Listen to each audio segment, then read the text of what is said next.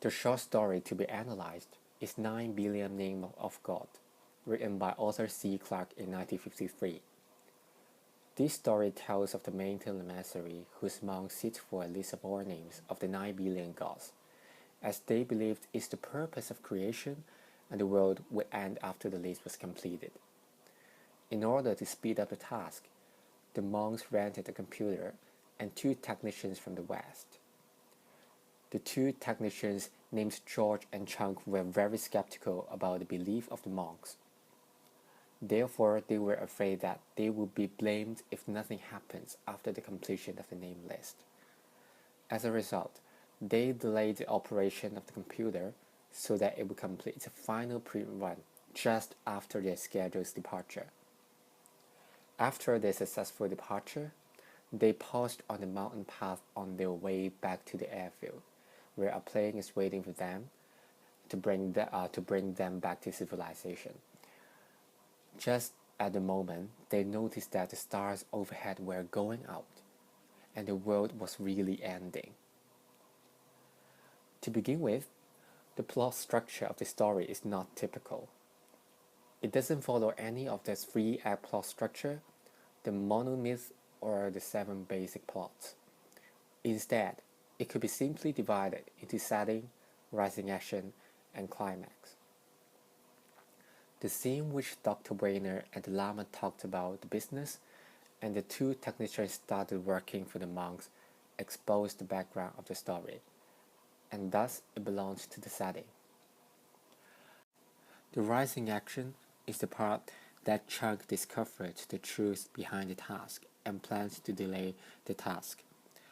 The climax includes the part that both technicians departed from the pony and found out that the world was coming to an end.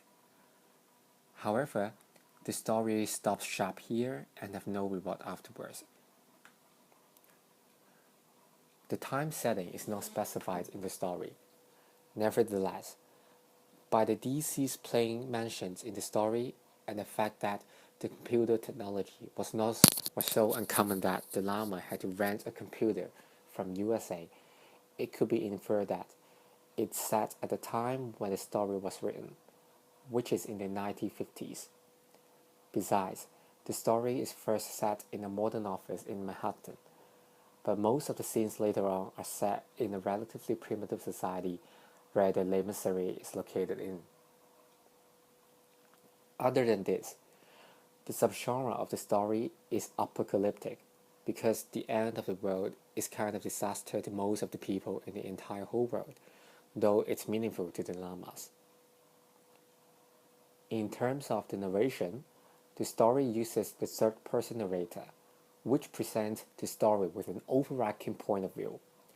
It's good for the understanding of the story, because there are scenes that were not witnessed by all characters in the story.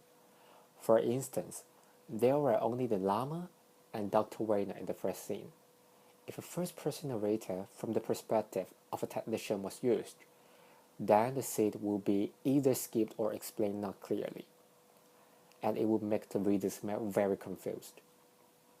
Besides, the story involved people from two distinct cultures. So, if it's narrated from the perspective of a person from one of the culture, the story will be lengthened a lot for the narrator to explore the culture.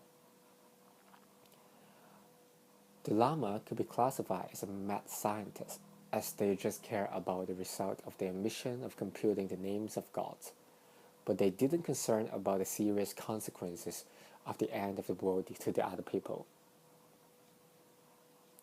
From the perspective of technology, a computer and a plane are involved in the story.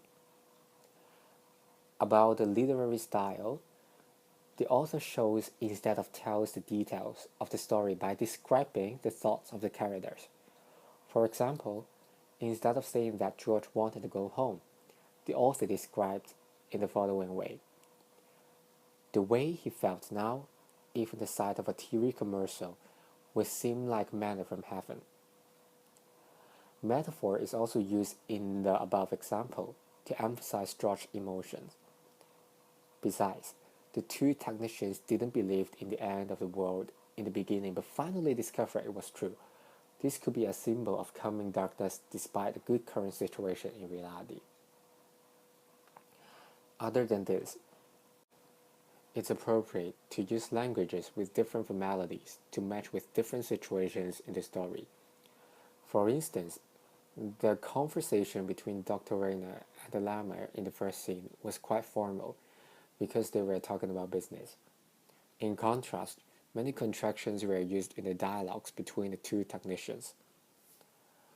Considering the human nature, the story demonstrates humans' free will, as the end of the world depends fully on whether humans complete the name list of the gods, meaning that humans could have full control over their destiny.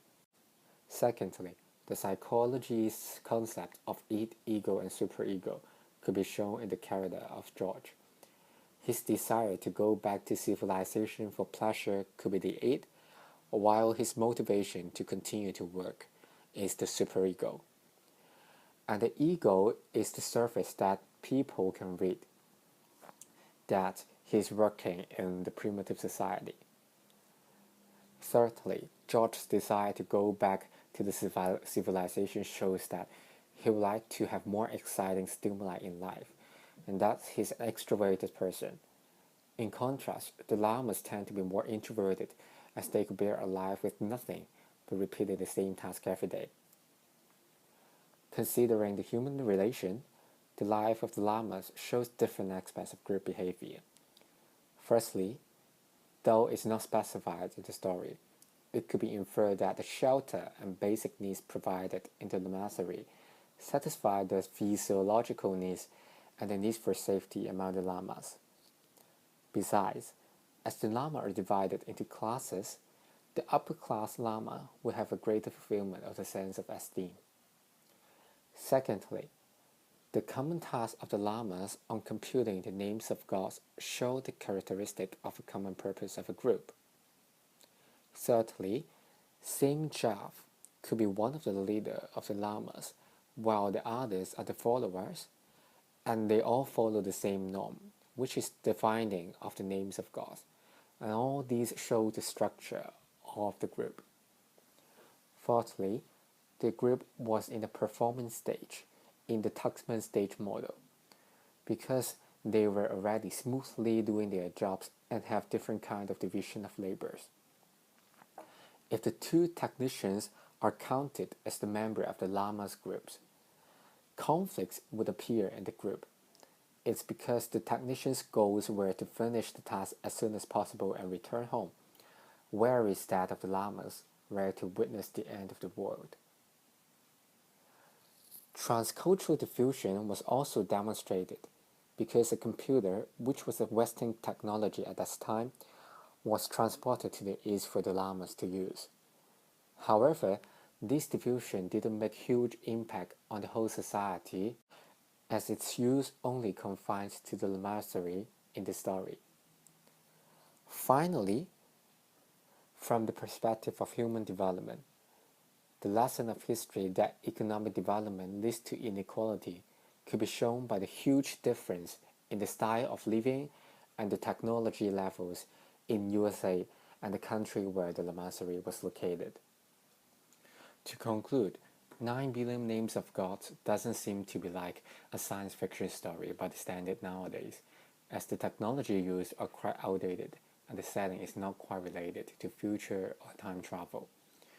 However, it does greatly reflect human nature, human relations, and human development. So it's a good story as a whole. This is the end of my presentation. Thank you.